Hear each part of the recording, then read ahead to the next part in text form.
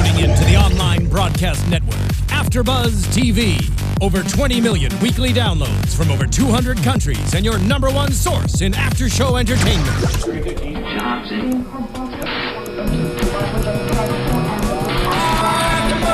AFTERBUZZ TV, the destination for TV superfans. Producing aftershows for over 300 of your favorite TV shows. Interviewing celebrities and showrunners. And bringing you behind-the-scenes exclusives. All thanks to E! Entertainment's Maria Menounos, producer Keven Undergaro, and internet leader Akamai. Now, let the buzz begin! Week 3, What Jesus Said. Big episode. It's great watching it. I'm Charlie Berens, and across the table from me... Hi guys, this is Sara Stretton. And Keven Undergaro. Initial reactions, guys. What stuck out? Just one thought, almost. I think it's interesting because, you know, we get before the show, we have like 2 minutes after we watch to wrap it up, get our topics together. And this week, coming up with topics was very easy. I don't know if that's a good sign or a bad sign. It's definitely them playing at the pace of the show, and they kind of give us a new feeling every episode. And this episode was very much taking a step back. Let's dive into a little bit more character, spend a little more time with each of the relationships. We weren't bouncing around as much. It wasn't really, we got a little bit of hints of big hurdles that our characters are going to have to jump over, but not a ton of drama, in my opinion. A lot of psychological conversations, a lot of things that were like kind of flying under the radar. So I liked it, and I was kind of shocked by the change of pace. Yeah, I definitely... It was slower, but not in a bad way. It's just the way it is. And again, I'm being repetitive, but this doesn't feel like a show that has 6 episodes left. I know. It doesn't. When you think of other shows that are in their last season, it's revving up. It's getting faster and faster and faster and faster, and you're. Or you get shows that are just really tired, where you've had the same relationship so many times that you're like, oh, you're back together. Oh, you're not together. Oh, you're broken up again. And the plot lines get tired, or the characters have had a relationship with every single person on the show, and you're just like, it's tired, right? It's like, this one, like for instance, we're just seeing another flash of Nucky and Margaret. That could have gone on so much longer. We could have had so many more road bumps in different directions. You've got Joe Kennedy, which we'll get into, but it's like you can go to town with Joe Kennedy. That's a whole... Everything's still so fresh. Everything still has so much opportunity. And I think that's what is refreshing about this show, and what always has been refreshing about the show, is that it's rooted in history, very, and it's done very well, to the point where for some people it's too historical. There's not enough quick drama that we're used to in TV. And we've talked about that. Yeah, definitely one of the things I appreciate about it. I'm sure it's harder even for people who tried to get into this show and didn't want to research the history. I think we can be entertained, but like for instance, like we talked about last week, all of like the golden nuggets of names we got, all of the people who were thrown out. And for people who are interested in history or know about it, that makes your mind spin. It makes you live in like, oh, where are they going to take this? Who are going to know? But if you don't know about that and you're not taking the time to look it up or interested in it, then that's all flying over your head. And so those minutes where we and people who are interested are getting energized, other people are just like, oh, and that makes it probably seem slower. And by the way, so at this point in the game, I don't think anyone is not energized. I think all the fans are in. I think, oh yeah, you know what I mean? If you're watching, if you've stayed on this long, it's because you have an interest in it. You love the show. I get fried. This is okay. Throw out Hulu, Crackle, all these other places. I get Netflix not wanting to buy it, maybe because they've spent a lot of money and they're making their mark. But some of those other places that need to make their mark, they need to rack up their Emmys, they need to get themselves out there. Write the check to Terrence Winter. Let's keep the show going. Charlie, you missed the spiel last week. Kevin's new idea for the Boardwalk is that another one of the Hulus or so forth should buy it. I caught that. Did you get that? Yeah, and I totally. That's his plan. I'm with you on board. I mean, that should be a Kickstarter. If you were the one writing the checks, if you wanted to launch, if AfterBuzz was going to go unscripted into right now, we just produce after shows. That's all we do. But if we wanted to now go into scripted, and there's no check I wouldn't write to acquire the show, because you're instantly legitimate in that arena. At least of in the critical acclaim, especially. Yeah, but the critical acclaim is what will launch you. That's Right. HBO was launched on the critically acclaimed shows. If you think of The Sopranos and the HBO, when it really hit its stride, it was through critical acclaim, and then Same everything with else will Netflix. work. And same with Netflix. Everything else will work itself. Ted Sarandos and Netflix. Really smart move with House of Lies, or is it House of Cards? I'm sorry, I always mix it up. House of Cards. He said they spent the money. Kevin Spacey is the lead, and hired the best writers, and look what they got. Orange is the New Black, same thing, and Emmys and now they are so legit that they have all the cable carriers shaking in their boots. I've heard executives tell me that Netflix is going to cannibalize the business. Well, it's absolutely. It is already. I cut my cable recently. So just by having legitimate shows. So if you're an executive and you're dumping all your money into whether it's Amazon or Hulu or Crackle or some of these other tiers that really haven't cut their teeth yet, you just write the check. Yeah. Well, and you're instantly in, and then we're happy as fans. Well, I'm all for it. I really hope that comes to fruition, because I hope somebody grabs onto this one. Speaking of which, week 3, the episode's called What Jesus Said. That was a exchange between Nucky and the girl, but there were a lot of Jesus religious references. Yeah, especially with the Chalky Buck interaction. What did you guys think about that? Again, it was very bizarre. I thought Buck was going to hang around a little bit longer, but I guess not. And I was convinced more and more through the episode that he was going to hang around longer. Yeah. Because every time I kind of thought Nucky had a motivation or a chance to, whether it be steal the gun while he was sleeping or, take some sort of action against Buck, he would stake back, take a second, and then Buck would kind of turn out to be right. For instance, it was like the safe wasn't in the cellar, and then you kind of see Chalky have a reaction, like he could step in, and then there comes the utterance that the safe is actually upstairs, and then they can't get into the safe, and Chalky gives up, and then the woman admits that it's hers. It was constantly oh wait, Buck actually is on the right track. Buck actually is seeing something more. And so I thought they were building up his intelligence, and especially when he had that whole spiel about all the men's stuff not being there, and noticing the razor, and noticing the clothes, and noticing everything. And then he just was taken. I was shocked. Well, all tied to his line, "The Lord knows when you're lying." And I think that was resonated throughout the whole episode, that one line. What does it say then? What are we left to believe about Chalky? Are we left to believe that he's not as sharp playing the game to get what he wants? Or, conversely, are we left to believe that he does have a heart where he did not want to violate sexually the daughter? Yeah. And he didn't want to do the wrong thing. And he didn't want to do the wrong thing, and he had some kind of conscience. And is that ultimately what's going to save him? Right. Well, and so what is it? What is it that you think is being set up here? I mean, my thought on that was that you have Chalky, who obvious, and they set this up in the Sizzler beforehand with his daughter, and so anytime Buck would get close to doing something hurting the Fern, he would step in. Those were the times he stepped in when he made her change. We saw Chalky almost step in. And when he put that gun to the head, I think it was going through Chalky's head, this is my time to reconcile with what I did wrong, in having his daughter shot in the head. So I thought that we did see a lot of good potential in Buck, and the reason he got pulled away was because of that. And I think that's always going to follow Chalky. And I think he said, Jesus said that you can be forgiven. Jesus was wrong. I think he's going to carry this on his back throughout the rest of this season. That he can't be forgiven. That he can't be forgiven. What do you think about when he said, I am like him, and you need to shut your mouth? when he was telling Fern. I think that goes straight to what he said. It's a guilt thing.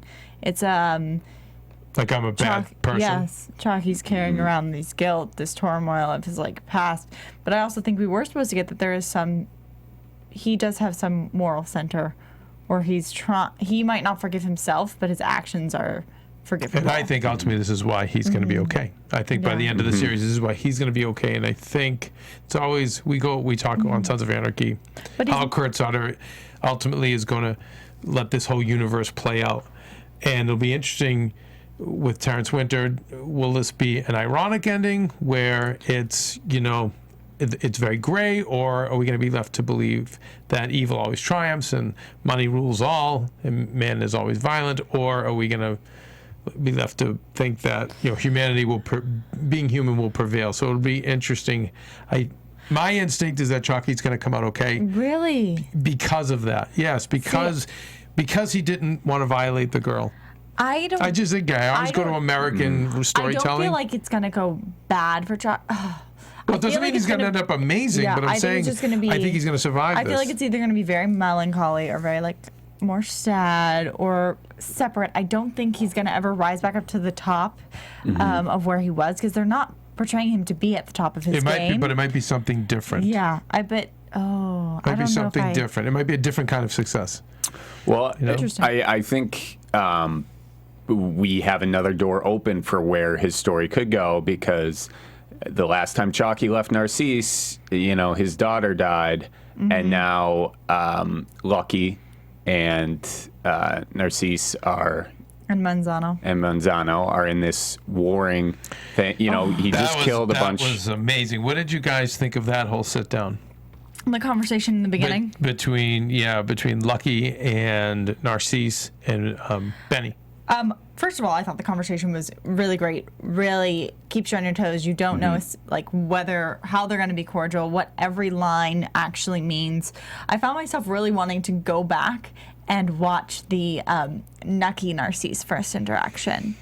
Yeah, you're right. I want to go back. I want to compare, because I can't quite remember. I mean, fans might remember, at the end, they didn't shake hands. And I was trying to remember if that happened before, or if Nucky and... That does sound familiar now that you say it. I remember there was something about their handshake or something, and they had all those conversations about kings and pawns and chess players. Yeah. And so this conversation just made me want to go back to that. And a lot of that stands on the character they've built in Dr. Narcisse, who... He is fantastic. The world they've given him is fantastic. We can offer you protection, and I love Narcisse saying... You're in Harlem, you're the one who's going to need protection. But it's every line of that dialogue always has something else going on. Yeah, just the unstated things that they do were fantastic. It goes to the credit of those three actors in terms of this. The unspoken. It's like the conversation that's just going on behind all of their words, and it is to the actors. So, and where do you think this goes from here? Especially, I mean, it's a war, obviously. It's the beginning of a war. My question at the beginning was, do you think Chalky's going to enter into this war, and whose side is he going to play for? Well, that's maybe where he steps into that void if Narcisse loses this war. This is not a spoiler, but, we know in history that Lucky and Benny, Bugsy Siegel, Benny, whatever, they go on and live longer lives. So we know that. Their story does not end in Harlem. What is interesting is that they've drawn first blood, and they are in Harlem.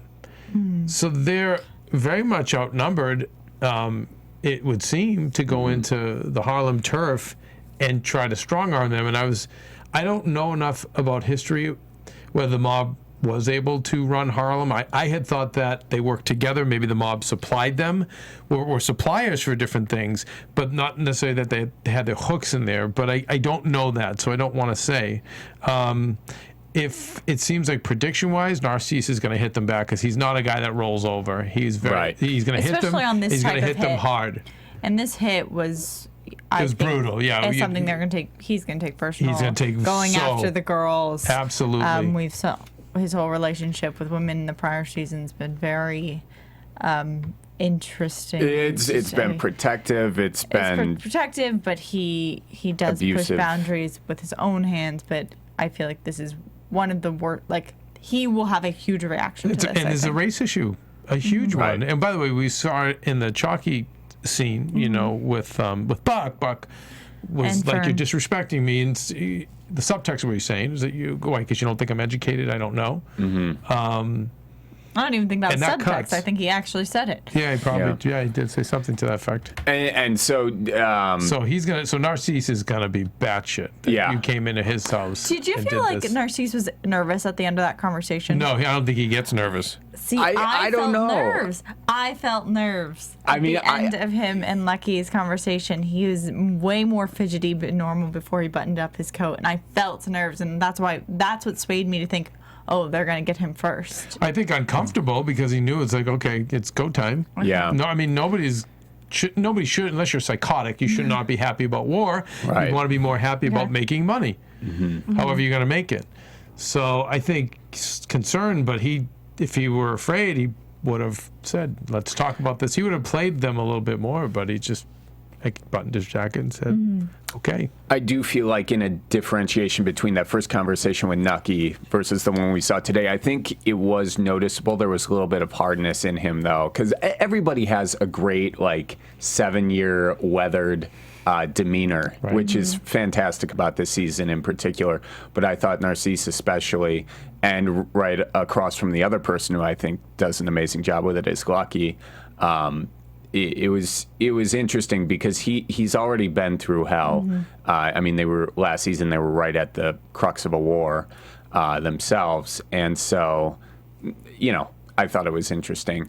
So do either of them need help in this war? Do either of them have to outsource and can't just keep this as a war between themselves?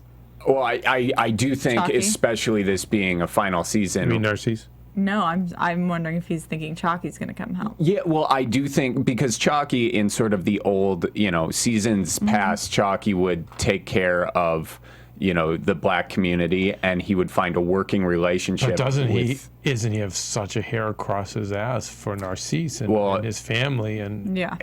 Right, and so that's why he kill? Oh, you mean fill the Chalky void? joins helps Lucky in that team, and takes over, and gets put in power. That's what he's saying. Yeah, I'm sorry. That's his prediction. Okay, I don't know. Sorry. I don't know. No, I think that's fine. that's accurate. And so, moving on, do we want to talk more about Harlem and New York, or did we kind of... I mean, I can say just that a war is I can coming. also say that my prediction was completely wrong, where I thought we were going to see dancing girls in Harlem, and instead we got dancing girls with Nucky, the same place they'd been. I know. I was off, so I just have to claim that my prediction was wrong, and I'm sorry, you guys, for false advertising. No, you know what? My prediction about Buck was that we were going to see him grow throughout the entire season, and This storyline just really proved us wrong But also, this week. we were told seasons ago through certain parties that we were going to see a lot of the Cotton Club, which we still it might. hasn't been there. And so I We keep still might, expecting or it. maybe because It's like when Transformers told me there was going to be Dinobots in the whole movie. I was wondering. Well, you should have because it's known got with cut that one. short, we may not see it, but we don't know. We don't know. all right, cool. Let's move on to Margaret and Caroline, that interaction. It is... Well, first from Margaret, we got a little bit about what the stakes were or what terms AR had kind of left her Which under. is a pretty sweet deal. Sweet for her. deal until her boss took advantage of it, and there was $111,000. Gee, where did that back go? Then that's just millions. Exactly. And she's certainly not hurting, but obviously not receiving it. But we talked about this at least 2 weeks ago when I was here. It sets up the perfect, person to fill the void in Nucky's love life, and we end the episode with Margaret sitting there in a very creepy fashion. They were always good together. And I think, before we get into that, it was good together. I think they did a really good job of hiding the storyline, at least a little bit, because how they we all knew that Margaret was going to be involved in this deal, that there was some sort of aftermath. What I didn't see is how that was going to tie into the bank, how that was going to tie into the suicide of her boss, and how all these things were going to add up to the weight of this $111,000 being on her shoulders and her responsibility. Because if they hadn't given us that in the previous weeks, it would have been really easy to make an excuse that Caroline could have gone after the bank, that she could have gone after the boss. But they set it up so it's on her, and they hid that from me, which I think was so was really the $111,000, was it her boss that was taking the money? It seems what I got from it. Go right ahead, Charlie. No, you go. What I got from it is AR had this account.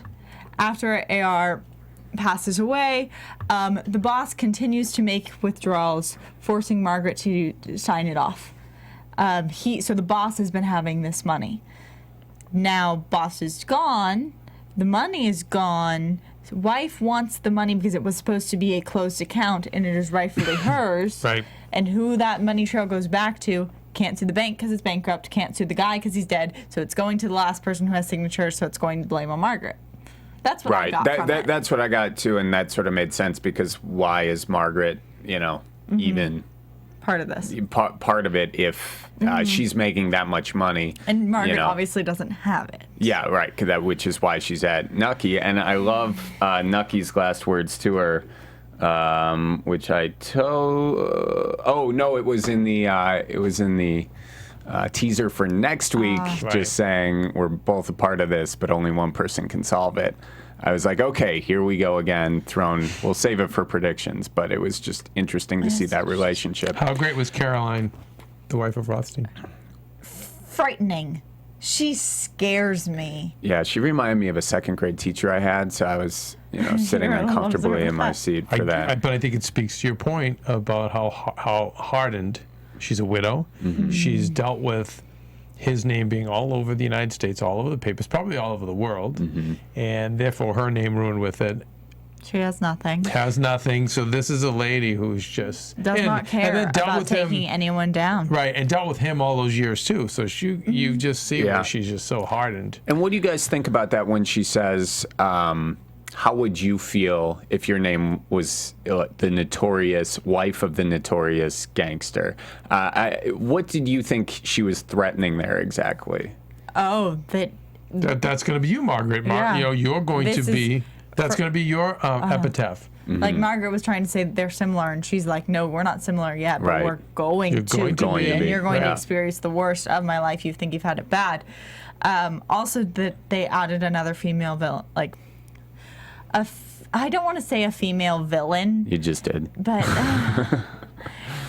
give me another word or something, guys. I don't think she's a villain. I think she's a foil. She wants her money. She's from her husband. She wants her husband's money. And we've seen, I think the last person who kind of filled those shoes was Jillian. Kind of likes to stir the pot. Do you really think it's that much? Or is it, I just think it's a matter of, here's your money, go away. But now Margaret and Nucky are connected, and that storyline is back. Oh, you think he's just going to be able to pay her off? I don't think Nucky has the money right now to pay her off. I think he has ways of getting it. True, but that's not something you can have in an episode. But the lady, I think because it is AR's wife, I think she's very savvy, and I think this is not about someone's going to be punished. It's about, I need to get my money, so. It's Nucky. He's going to figure out something, even if he partners her into his business. I think, but I think a writer's tool to get them back together. Yeah. Well, and so that may answer this next question. Do you guys think there's enough time in this to address the press and what she's essentially holding over bad publicity over the both of them? I think it has to get taken care of. Mm-hmm. Like Nucky's got to step up, and he's going to have to fix it, and it's going to bring Margaret and Nucky together in some way. Right. Or push them way far apart. Well, they're already in the same area now. Yeah. At least that has been done. Right. With a red dress. She's ready. So, yeah. And did you think walking into there, Margaret knew the extent of what she knew about her? No. Because she was taking on some Nucky qualities in that conversation. And she had the Nucky qualities even with the guys in the previous scene, the bankers. But I think she's learning, oh my God, no, this is big. It's bigger. Yeah. It's bigger than her. That's why she has to go to Nucky. She also didn't, Margaret didn't know her audience as well as Nucky would have. Because she pretended like this, she'd never met this woman before. And the woman's comeback, Caroline's comeback, is that this ring is from your party. Right. I know who you are. 1923, the good old days. This entire time you've been lying to me, and I know it. Right. Because I know who you are. So, yes, Margaret was trying to take on the Nucky qualities, but she failed because she didn't realize who she was talking to. And it brought me back to that episode, 1923, when this with the show, chest. everything was so great. Gaudy. The music Roaring 20s in full awesome. Force. And so sad. Well, that ending there kind of ties into Nucky in 1897 and his dream. So let's dive into 1897. What are you guys thinking? Are you buying into this older storyline? Are you having? I love it. I love it. It's growing on me. It's like, at first, first episode was very much about where Nucky got his determination, work ethic, how he kind of gets involved in the business, where he stands on that, whether it's being honorable, whether it's being honest, how you play the game. Second one, we got a lot more background, family life, and then this one's like the love aspect. So I just feel like they're just filling out Nucky's character, like bit by bit. Boy. And the tragic Boy, I love that. And the tragic love story, would that be what this one is? Or his? I just think this is how he came to be. These are the things he saw, what he had to do work-wise. And how he came, basically how he came to be the Nucky, the Steve Buscemi Nucky that we're seeing.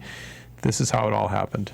Yeah, and you do see these major firsts for him. Like 2 days after he sees probably his first naked woman, he sees his first naked dead woman. So it's this loss of innocence immediately for him, and he's emotionless. When we saw this when there were tears shed over his sister. His dad showed more emotion than him. He was always stone-faced when he was filling in the grave. He just absorbs. He does. He just absorbs everything around him. And compliments to the young actor. Oh, yeah. Incredible. Really incredible. What did you take about, I thought, this is where the title of the episode came from, so obviously it's a big thing. What Jesus said. What did you guys think about the girl saying Enoch was in the Bible? He lived to 300 some odd years old. 365. Old guy. Also, a very interesting number because that's how many days are in a year. It's true. And that's how many years he lived before he walked with God and did not die. It's a very layered quote from a child who seems to have no idea what she's talking about. And I thought that was kind of crazy. It was also kind of eerie. I actually took that scene to be more serious than I wanted to be. Would you kiss the pony for a dime? I'd do it for 5 cents, I think. It's Nucky easy would money. do it for free. Tell me, what was that all about? What was that all about? Well, here's what I think. I think we've seen time and again in this season in particular a lot of religious compliments and having them directed at Nucky. Nucky's dad said it took his mother 3 days to birth him, 3 days for the Nucky's bodyguard cuts off an ear of everybody who tries to get close to Nucky. In the Bible, you have, I think it was Saint Peter who cut off an ear of one of Jesus' disciples cut off the ear of someone who was trying to get him in the garden. So there are a lot of these symbols that come on, and I've thought, this is getting out there, but he's sort of like the Messiah of the underground, and this is pretty out there. So I'm just going to throw that out there and let it sit and not defend it anymore and just see how it plays out before I eat my words. Running away. I'm just like, there it is. I'll be over here because I don't want to eat my words in 2 episodes when it blows up in my face. But I think the big thing here, though, is that he's not a religious guy, and we saw that happen when his father died, and the conversation he had with Eli was he doesn't really believe in it, and you see these seeds of maybe why he doesn't, because he's seeing all this evil happen over and over. What do you guys think?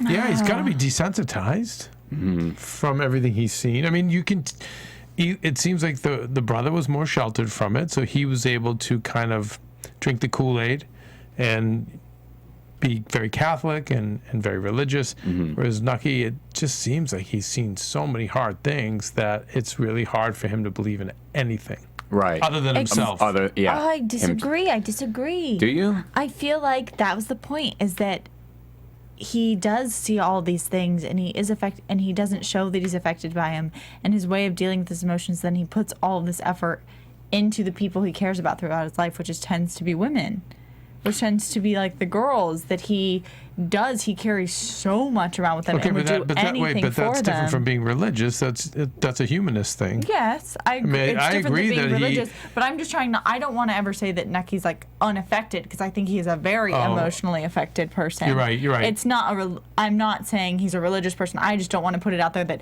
Nucky is cold. So let me say this. I think that the religious side of him is desensitized. The humanity is not. I think that he has a humane side to him. And then another thing I think we're going to find out, Joe Kennedy asks him, what are you doing all this for? And he's saying... Oh, that was so good. Are we jumping to that? Are we getting out of 1897? No, I think this is my segue. To it. And so feel free to keep talking about 1897, because I think they're related. I think in coming up, you're seeing all the hardness that he's seeing, and he does have a capacity to give back a lot. But when point blank asked, which I don't think anybody's done, what are you doing this all before? He wants to leave something behind, but leave it behind for what? This is his childhood where he's creating his purpose in the world, and now he's in coming to the last chapters of his life, and it's, what am I gonna leave behind? What's it all for? And I think a lot of that was formed in the way he was brought up. I think that's why we're seeing 1897. And I think there's going to be a pinnacle point in 1897 where we see this is the climax of what it's all for. Okay. I could totally see that. I could definitely see that coming.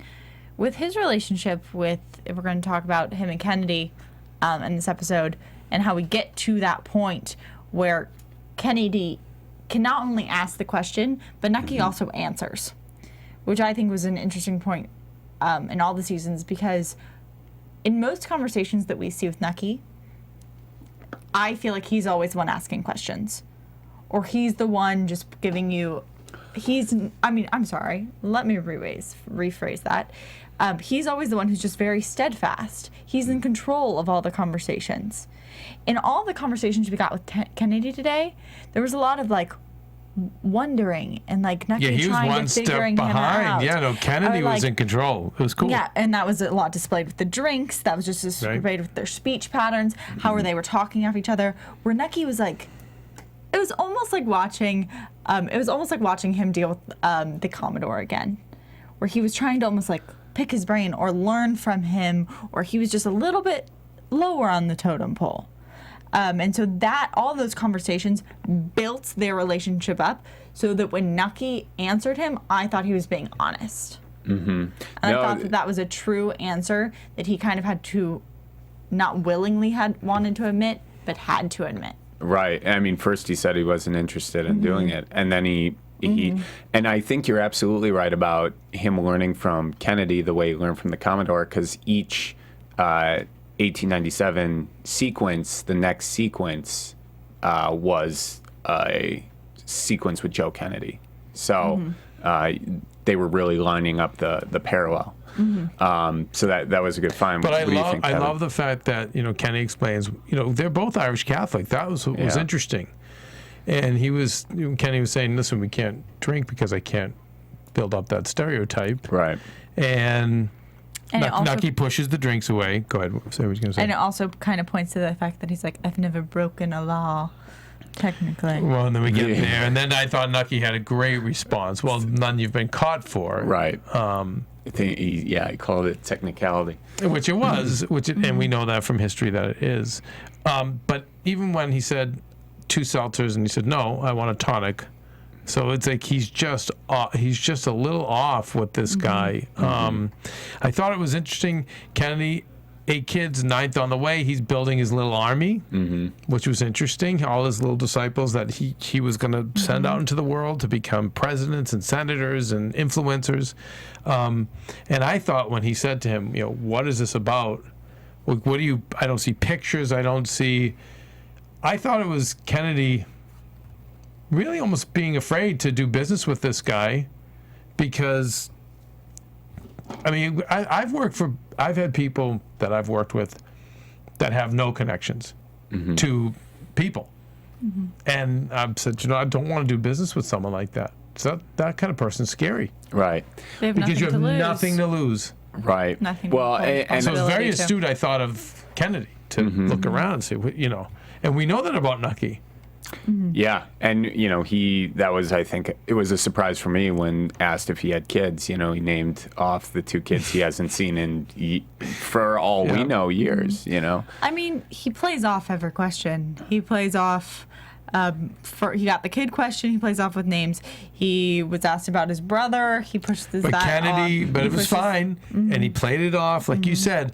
But then when he got to his office, when they're up in the chicken coop or whatever you want to call that area, that's when he pinned him down, and he said, "Where are the pictures? Where's this nephew you're so close to? Why don't I see anything?" And he really unnerved him there, and it caught me off guard when he said, "Cut to the chase. Why should I work with you when I have other people? You just got there faster than me." Right. Well, and I think we're going to see this talking down to Nucky almost in look at me, I'm a family man, I don't do anything against the law. Even when they ordered sodas and he got it wrong, he was like, no, I'll have a seltzer. And then Nucky goes, I'll have a Coca-Cola, light and dark, the dark side of it. And that symbolism, By the way, I think. and there's so much of that throughout this episode, even with the tea with Caroline. She said, black the 3 tea, references milk to turns my milk. stomach. There's so much black and white, and we know with race too. Very interesting. And of course, good and evil. Right. I mean, I know you fans will call us out and say we're reaching deep. I don't think so. No, I I don't just think listen that's to really Mike. good Whatever writing. Mike says works. Okay. Yeah. He also talked. Did he talk to us about last week? Mike August? I don't know. Did I Mike think reach so. out this week? I don't know. I have my phone on right here, and I haven't seen anything come in yet. Okay. Awesome. Okay. Any final thoughts on Nucky and Kennedy? Final thoughts on them. I'm gonna have to think about it for a second because I'm gonna be interested to find out if Kennedy ever meets Margaret, and if that's going to be part of the exchange. Because Margaret now needs Nucky a little bit, or a lot bit, and if he can kind of prove that he does have a little bit of a family. Well, True, but I also wonder if we that'll also help. got to see Joe Kennedy's hypocrisy to a degree, and we got to see Kitty. what a womanizer he is. Which we know he had multiple mistresses, and at the end it was Gloria. I'm sorry, guys, I'm having a brain freeze right now. She starred in Sunset Boulevard. Was supposed to be a longtime mistress of his, but we see that that's his. Yeah. Right, Because- where he's weak or say human, where Right. Nucky is just. He gives Nucky the drink, and then he says he's going to take the milk to the. Okay, continue because I'm confused about this point. Which point? The point about the women, or No, when he leaves the drink. When he leaves him with the drink. Yeah. Is that signifying? Because I was getting mixed messages. Because from him asking about Kitty, I was taking that as like, oh, maybe we can do business. And with him leaving the drink, I was taking that as, you can just have your drink and I'll be on my way. Like, this is your path and I'm not part of it. I was getting very mixed signals. No, and I think you're right to get mixing signals because he was playing this higher than now, and then And he's being Teflon. He's being ambiguous. I think on purpose, right? Yeah, I think so. Just business-wise, was like, you know what? So I'm do you not going think to show you business my. is happening or not happening? I think he's leaving. Don't you think he's kind of leaving it out there? I do. I think it's personally, I think it's going to happen because I also think it makes a great story for why Nucky. I don't think he's just going to solve Margaret's problem. I think he's going to use Margaret to potentially, bring this family thing together To lock the deal with the Kennedys. with Kennedys. Yeah. Wow. So I mean, that's my thought. And seeing as we're giving thoughts anyway, should we go into predictions? Well, I think we should also just make a note to Doyle getting those bum workers and knowing that whoever the 16-year-old is going to be someone significant. Yeah, a throw out to them and also a throw out to Mabel Jeffries. Right. Mabel Jeffries, These two throwouts. Not sure what they mean. Not sure who they are. His A first little crush. confused. Yeah. but yeah, I'm sure there's something. And the letter, the letter he was looking at initially? That I want to just go back and check. I'll make a note to myself for that. But because I think it was significant to the letter he got in 1897. The postcard. Yeah. So. Okay. All right. With that being said, that's the sound. And now, your AfterBuzz TV predictions. The ambient noise doesn't lie. Prediction time. Kevin, you want to... I think it's going to be a great episode next week. I think it's going to be much more action-packed. We're going to Chicago, as we know. We see that Van Alden is receiving some heat from Chicago. He's a Fed, and they're all surrounding him. We do have one shot of Al hammering somebody with blood hitting his face. Hoping it's not Van Alden. I'm predicting it's not because I think that we need to see him till the end of this. I think that's going to be very interesting. I think we're going to see Margaret and Nucky, obviously, like we talked about. They're going to get a lot closer. For good or for bad, I don't know. But I'm excited to see those two things. And we're going to have to see Harlem. I don't think we can skip an episode on the repercussions of Harlem, right? I agree. I think we're not. I don't know if we're actually. Because I think we're going to get a death next week. And I think the death is either going to be a key player in Chicago. And I think if we're going to pick one, it's going to be Van Alden. And it's either going to be Van Alden or it's going to be Sally. I think both of them are in dangerous situations next week. And I only think one of them's making it out. I'm not sure. I'm okay seeing Sally go. I'm just saying. I haven't known her long enough. I'd like to keep Van Alden and some of the other people. I would both too. Both are tremendous actors, so it'll be. Yeah. I think Van Alden. He's been such a dynamic character throughout it. If he does go, we're probably going to see him very early on in the episode next week, building up a backstory for him, I would think, or a little bit more of one, because that's, I feel like what they do a lot, they build him up to let him die. But I think that, like we talked about earlier, I think Chalky is going to come in and sort of take over in Harlem. I think it's... you think that's going to already happen next week? No, not next. Oh, I'm sorry. This is a little bit further down, but I think we're going to see more steps to it. I also think he's going to get in touch with his family. I think that's where he lands. Yes, that's long-term prediction. Yeah. I think that it's neat. Anyway. Yeah. It's neat. It's clean. And I think that there's going to be a lot of family dynamic, which we don't always get in this show, but there's a lot of great. There will be. What are your predictions for next week, though? Next week, I see it being Van Alden. To be honest, I think he's gonna get it. I hate to say it, but they've been playing it up for 2 weeks now, so we'll see. And then that's it. That's all enough of a prediction. Okay, Kevin, where can we find you? At Undergaro. Sarah's Radio Silent on social media. You can find me here at AfterBuzz or Anatomy of a Movie. Yeah, I do Sons of Anarchy. And what else do you do? At AfterBuzz? Yeah. I do Anatomy of a Movie. That's right. And then I do Schmoes News. And you do Schmoes No. But this is the only TV show. This is the only AfterBuzz show. Right now, this is my only AfterBuzz. You do Schmoes No, Box Office Breakdown. Box Office Breakdown. And Anatomy of a Movie. Okay. Yeah. Charlie. Perfect. All right. And I am Charlie Berens. You can find me at Charlie Berens on Twitter and Instagram. And that's it for this week, guys. Thanks, Steven. Woo. Thank you, Steven. Steven's manning him back. We'll see you next week. From executive producers Maria Menounos, Keven Undergaro, Phil Svitek, and the entire AfterBuzz TV staff, we would like to thank you for listening to the AfterBuzz TV network. To watch or listen to other after shows and post comments or questions, be sure to visit AfterBuzzTV.com.